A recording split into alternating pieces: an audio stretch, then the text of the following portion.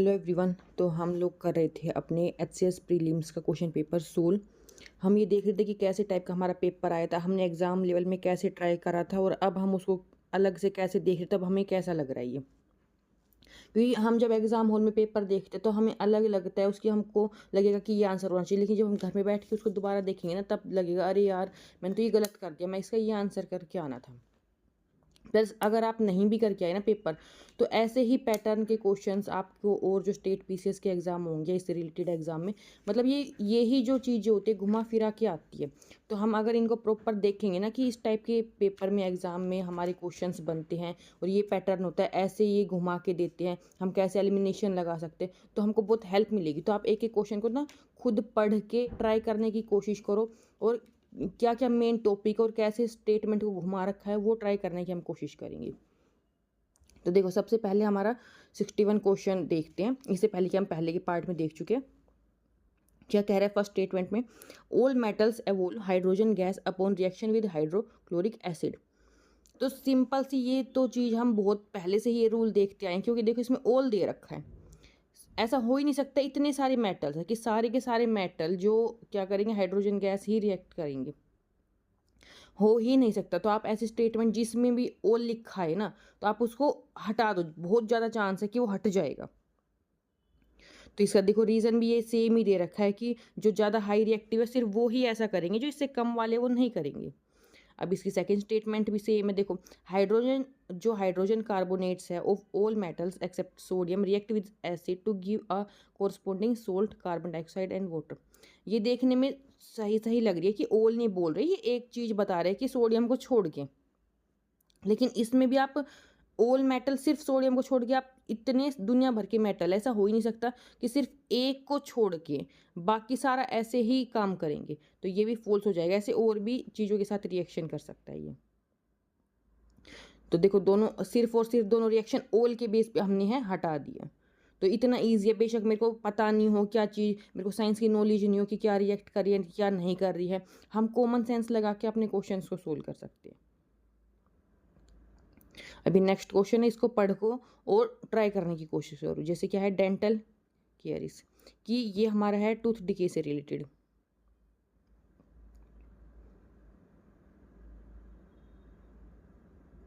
देखो पहला क्या कह रहा है, bacteria acting on sugars produce alcohol. तो ये गलत है, क्योंकि bacteria in the mouth ferment sugar to produce acid not alcohol. क्योंकि हम सबको पता है कि बैक्टीरिया हमारे मुंह में एसिड क्रिएट करता है जिससे हमारे दांत खराब होते हैं, और इसीलिए हम ब्रश करते हैं। जो हमारी टूथपेस्ट होती है उसमें बेस होता है, क्योंकि एसिड और बेस मिलके न्यूट्रल बनाता है। ठीक है, तो अल्कोहल की तो यहाँ बात ही नहीं आ रही है ना। और अल्कोहल आप समझते हो अल्कोहल कहाँ यूज़ होता है, ड्रग्स वगैरह में। अल्कोहल का यहाँ मतलब ही नहीं है, यहाँ पे एसिड आना चाहिए। बहुत इजी स्टेटमेंट है ये। सेकंड देखो, bacteria acting on sugars produce acetone. तो ये भी इनकरेक्ट हो जाएगा, क्योंकि हमें पता है ये वो एसिड बेस वाला काम चलता है हमारे वो मुंह में, तो ये सब चीज़ों से मतलब ही नहीं है। Bacteria acting on sugars produce acid that soften, ये सही हो जाएगा हमारा, क्योंकि ये सही बात बोल रहा है कि हाँ एसिड प्रोड्यूस कर रहे हैं ये। तो हमारी स्टेटमेंट थर्ड सही है। अब आप अपना ये नेक्स्ट क्वेश्चन पढ़ के एक बार ट्राई करने की कोशिश करो।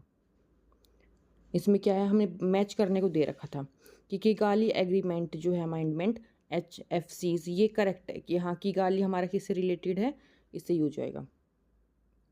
पेरिस एग्रीमेंट ये करेक्ट हमें दे रखा है, it was adopted at COP21 in December 2015। फिर नेक्स्ट हमारा मोनेट्रल प्रोटोकॉल, ये बायोडाइवर्सिटी का ये करेक्ट बता रखा है। जो मोनेट्रल प्रोटोकॉल है ये किस पे करता है, ओजोन लेयर पे। ये क्वेश्चन पहले भी आया था, हमने पूरा याद रखा था कि ट्रिक से हम कैसे कर सकते हैं। ये तो मतलब हमने जब एग्जाम से पहले, प्रीलिम से पहले तैयारी कर रहे थे ना, तब प्रॉपर हमने ये करे थे कि कैसे हम क्या ट्रिक से पूरा याद कर सकते हैं सारे के सारे अमेंडमेंट। तो इसमें क्या है, ओनली 2 पेयर्स सही है, फर्स्ट और सेकंड, और थर्ड वाला इन्होंने गलत दे रखा है।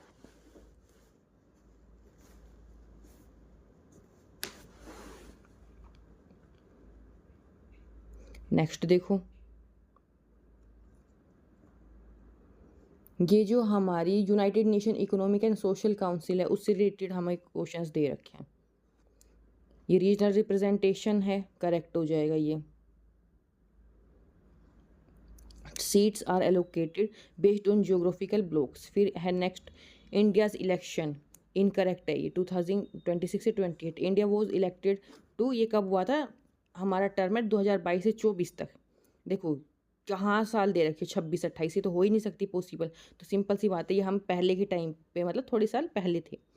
फिर है सब्सिडरी ऑफ सिक्योरिटी काउंसिल, ये गलत है। ये क्या है, one of the 6 principal organ of the UN, not a subsidiary of the security council. तो इसमें हमारा कौन सा हो गया, ओनली वन, एक ही सिर्फ सही है, फर्स्ट वाला।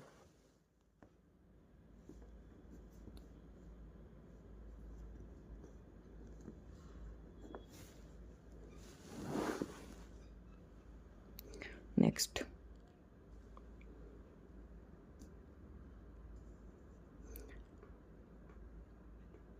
अब हमें जो हमारा इकोनॉमिक कॉरिडोर है उससे रिलेटेड हमें क्वेश्चन बताना है, इंडिया मिडिल ईस्ट यूरोप से।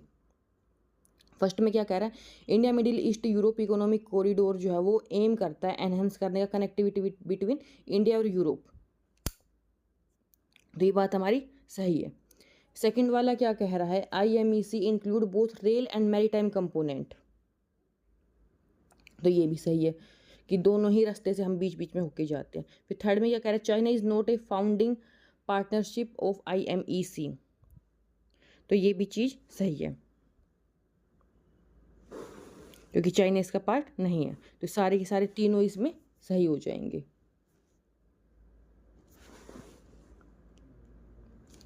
देखो ये वाली ट्रिक जो थी हमने पिछले वाली जब पार्ट करा था जब भी देखा था कि हम क्या करेंगे, अपने कुछ सेकंड इसमें टाइम वेस्ट कर देंगे ये तीन ऑप्शन में से कि ये वाला गलत है या ये वाला गलत है। हम बहुत कम दिमाग लगाएंगे एट द टाइम एग्जाम में कि हमारे तीनों ऑप्शन सही हो सकते हैं। मतलब हम कुछ ना कुछ तो जरूर सोचेंगे, अच्छा इसमें गलती हो सकती है, इसमें हो सकती है, इसमें हो सकती है। लेकिन हमने पिछले पार्ट में क्या देखा था कि लगातार हमारे 3-4 क्वेश्चन ऐसे थे जिसमें सारे सही थे, all three all three all three, मतलब सारे स्टेटमेंट।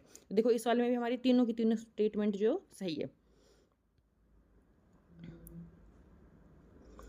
फिर नेक्स्ट देखो,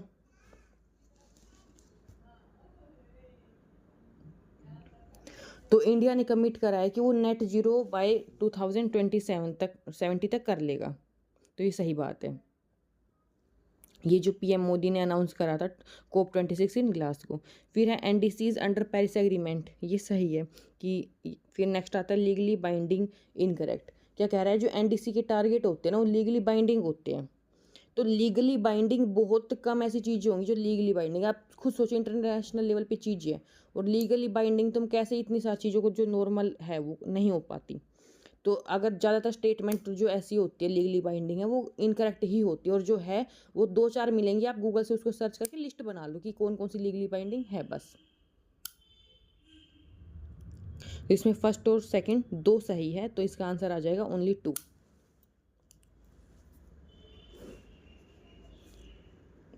एक चीज़ देखो हमने ये भी देखी थी कि आंसर इस बार हमें क्या दे रखा था, ओनली 2। अब ओनली 2 में मान लो मेरा वहाँ दिमाग क्या चल रहा था कि पहली दूसरी सही है, पहली तीसरी सही, मतलब मैंने अपने हिसाब से अपने दिमाग चला कि कोई भी 2 सही मान के और ओनली 2 पे मैं टिक लगा के आई हूँ। तो मेरा तो जब भी आंसर सही हो गया, तो इस चक्कर में बहुत सारे बच्चों का आंसर सही हो गया और वो मतलब कट ऑफ इस चक्कर में ज़्यादा हो जाती है। तो ऐसे बहुत ऑप्शन थे, अगर कईयों में क्या ऑप्शन आ रहा है ओनली 1, तो क्या पता मैं कौन सा ओनली 1 मार के, आंसर प्रॉपर तो था कि 2 वाला सही था, लेकिन ऑप्शन 1 या 3 करके कि ये वाला सही और फिर ओनली 1 पे टिक करके आई, तो यानी कि मेरा तो फिर भी सही हो गया। तो ऐसे भी बहुत ऑप्शन थे इस बार। अब देखो प्रोजेक्ट चीता, इस पे भी भर भर के ये जो प्रोजेक्ट है ना इनकी भी एक लिस्ट बना लो सारे के सारे, उन पे भी क्वेश्चन बनते हैं। तो देखो ये दोनों की दोनों स्टेटमेंट फिर से एकदम करेक्ट है। तो अगर आपको अब तक ये नहीं आती थी तो याद रख लो ये पूरा कि री इंट्रोड्यूस करने की कोशिश कर रहे हैं। ये कब हुआ था, ये 1952 in India. It is Indeed implemented by the national tiger conservation authority. देखो है तो चीता प्रोजेक्ट, लेकिन इसके किससे रिलेटेड है, ये टाइगर कंजर्वेशन अथॉरिटी काम कर रही है इसमें, क्योंकि स्पेशल चीता के लिए नहीं है बॉडी, वो टाइगर की है, वो उसी में इंक्लूड हो जाते हैं। तो दोनों सही है। तो आप इसमें कई बच्चों ने गलत करा होगा, लेकिन ये गलत नहीं है।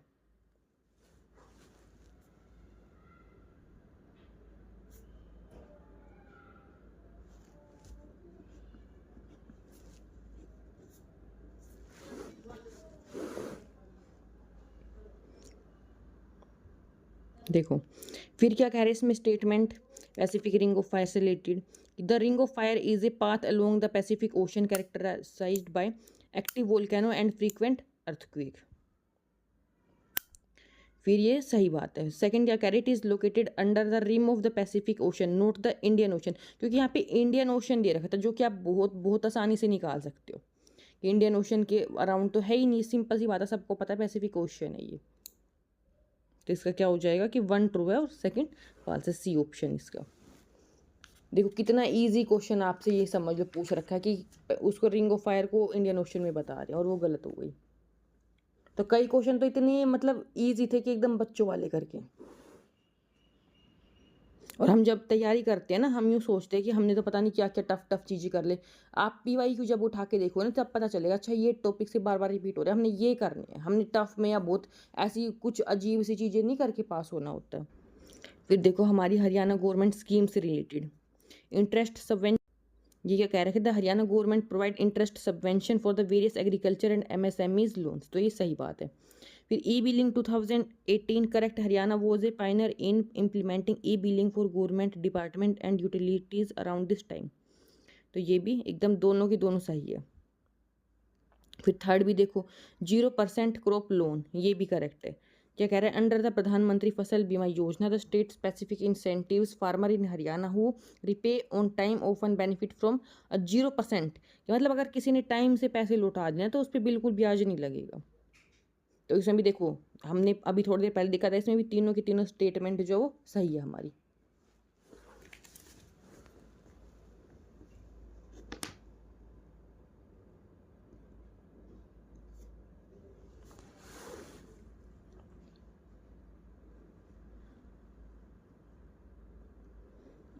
नेक्स्ट देखो जेंडर बजटिंग, ये गलत है क्योंकि क्या कह रहा है, Haryana was adopted gender budgeting the formal initiative is typically shifted later than 2008 और 9, और ऑप्शन में क्या दे रखा था कि ये 2008 में और 9 में करा था, लेकिन ये लेट बाद में करा गया था, हमारी ये गलत हो गई।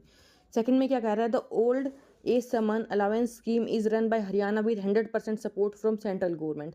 देखो सिंपल सी जनरल सी बात है, 100% सपोर्ट सेंट्रल से मिलना हो ही नहीं सकता। आप थोड़ा बहुत तो स्टेट, अगर स्टेट की कोई स्कीम है तो थोड़ा बहुत तो पैसे स्टेट भी लगाएगी ना, 100% अगर होती तो वो स्टेट स्कीम होती ही नहीं, तो ये भी हमारा गलत हो जाएगा। थर्ड वाले में क्या कह रहा है, Haryana per capita income is higher than national average, तो ये क्या बता रहे, ये चीज़ हमारी करेक्ट है कि हरियाणा की जो इनकम है वो ज़्यादा, क्योंकि हमारे यहाँ पे गुड़गांव वगैरह ये आ जाते हैं ना इंडस्ट्रियल एरिया, इसमें से बहुत अच्छा पैसा जनरेट होता है, इसकी वजह से हमारी ऊपर चली जाती है, तो ये थर्ड वाली सही है।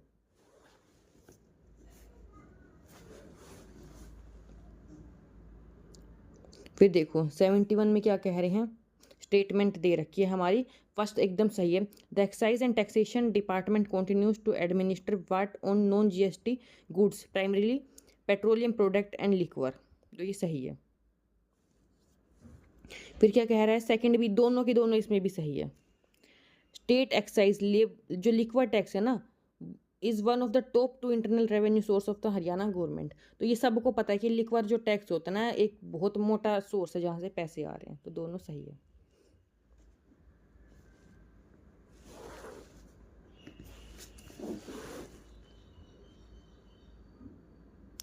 नेक्स्ट देखो हॉर्मोज स्ट्रेट का दे रखा है, ये मैच करने को दे रखा है किससे कौन सा है, डेविस स्ट्रेट है, बोस्पोरस, तो हॉर्मोज और बोस्पोरस तो बहुत जनरल होता है, चलो डेविस का किसी को नहीं भी पता हो तो हम मान लेते हैं। तो हॉर्मोज का क्या इनकरेक्ट दे रखा है, ये कनेक्ट करता है पर्शियन गल्फ को और गल्फ ऑफ ओमान को, ये भी आप जो मेन स्ट्रेट है ना एक मैप ले लो, उसमें प्रॉपर लिख लो कि हाँ ये इंपॉर्टेंट है। फिर जो डेविस है ये कनेक्ट करेगा बैफिन को और लैब्राडोर सी से, बोस्पोरस ये कनेक्ट करेगा ब्लैक सी को मरमरा सी से, तो इसमें ये क्या है, दो करेक्ट इन्होंने दे रखे हैं, फर्स्ट गलत दे रखा है।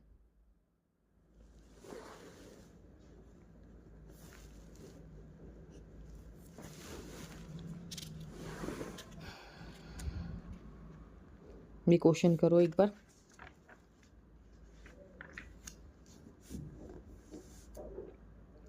कोल्ड करंट, करंट का भी प्रॉपर हमने मैप करके रखना है, कौन सी सही है कौन सी गलत है।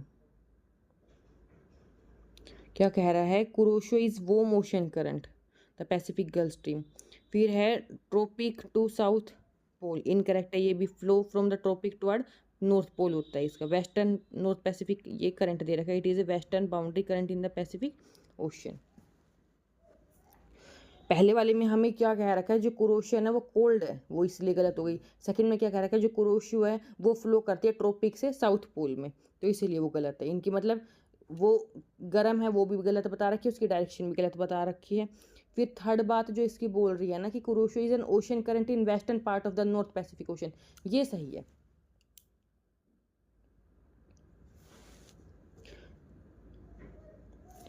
तो इसका क्या हो जाएगा, सिर्फ एक सही है हमारी। इसमें भी देखो वही वाला तुक्का लगेगा, मान लो किसी ने ओनली वन सही करा था लेकिन इनमें से कोई और पार्ट वन सही समझ के करा था, तो भी उसका सही आंसर माना जाएगा ये।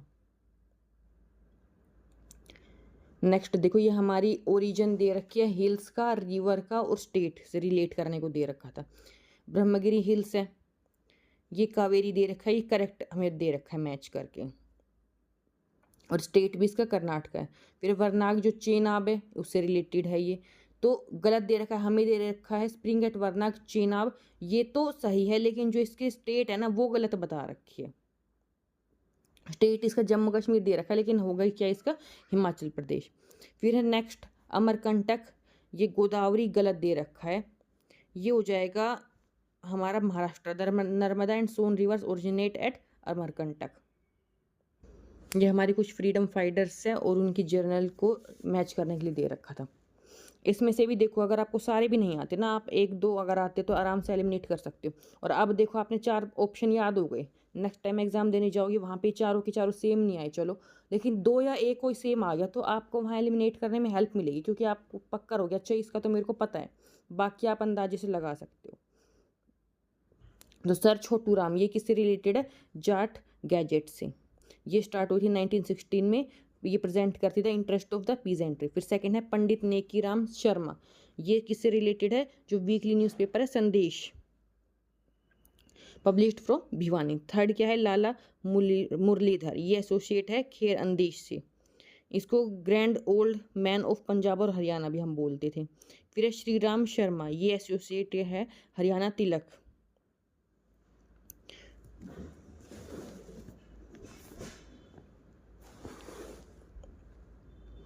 नेक्स्ट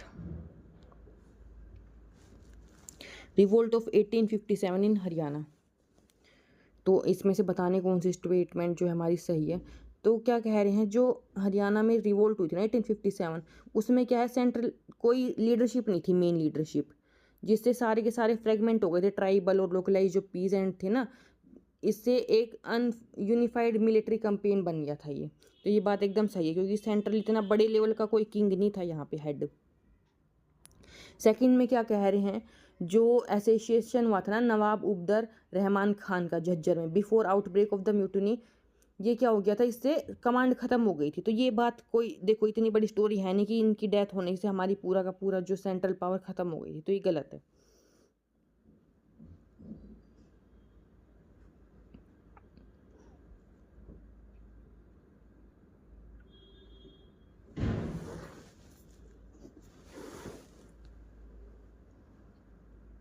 ये देखो, ये सारी हमारी हरियाणा की रिवर दे रखी है, मरकंडा अरुणा का ये पुराना नाम दे रखा है ये।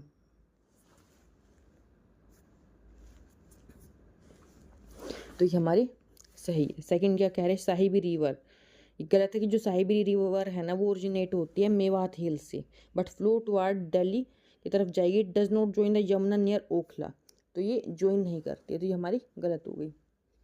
थर्ड में क्या कह रहे हैं, जो टांगरी रिवर है वो ट्रिब्यूटरी है मरकंडा रिवर की, और ये कहाँ से आती है, मोरनी हिल से, तो ये हमारी सही बात है। फिर क्या है, दृष्ट देवी और जो छठगंगा है, ये seasonal Chautang river is widely identified by historians and geologists as the Vedic Drishadvati river, तो ये भी सही है। तो इसमें क्या आ जाएंगे, ओनली 3। तो इसमें भी वही हम ऑप्शन लगा सकते हैं कि ये सारे कैसे होंगे। अब ये वाला करके देखो, बागर, ये तो मतलब ज्योग्राफी का इतना कॉमन टॉपिक है, खादर बागर वगैरह, तो आप ये तो बहुत आराम से बना सकते हो। तो क्या कह रहे हैं फर्स्ट ऑप्शन में, तो क्या इनको मतलब बताना कि बागर होता क्या है। पहले ऑप्शन में हमारे में क्या कह रहा है, जो फ्लड प्लेन है ना फॉर्म्ड यमुना रिवर से ईस्टर्न डिस्ट्रिक्ट में, वहाँ पे है ये बागर। फिर बी ऑप्शन में क्या कह रहा है, जो हैविली इरोडेड और जो गलीड लैंड है ना फुट हिल्स ऑफ शिवालिक में, वहाँ पे है ये हरियाणा में, मतलब प्रॉपर हरियाणा से रिलेटेड ये पूछ रहे हैं। सी में क्या कह रहे हैं, जो ड्राई सैंडी अपलैंड रीजन है ना राजस्थान बॉर्डर के पास, वहाँ पे बागर है। तो इसमें सी ऑप्शन हमारा सही हो जाएगा कि हाँ हमारे हरियाणा में बागर कहाँ मिलती है, राजस्थान बॉर्डर पे जो ड्राई सैंडी अपलैंड है वहाँ पे। देखो next, tobacco in Mughal India. First में क्या कह रहे हैं, दो स्टेटमेंट है कि Akbar and his elite first saw tobacco in 1604, कि उन्होंने पहली बार टबैको 1604 में देखा था। तो ये बात एकदम सही है। सेकंड सेकंड में क्या कह रहे हैं, जो अबुल फैजी थे उन्होंने जो आइन अकबरी लिखी थी उसमें कल्टीवेशन यूज़ ऑफ टबैको ये सारी की सारी डिटेल में बताया था। तो ये क्या स्टेटमेंट है वो गलत हो जाए, क्योंकि देखो उन्होंने देखा ही पहली बार इस टाइम पे था और उनको फिर रिकॉर्ड मेंशन कैसे करेंगे। तो सोचो उस टाइम पे जनरली इंट्रोड्यूस हुआ था, तो इतने बड़े लेवल पे खेती है नहीं ना कि आप इतनी बड़ी चीज़ों को बताओगे डिटेल में, तो ये गलत हो जाएगा।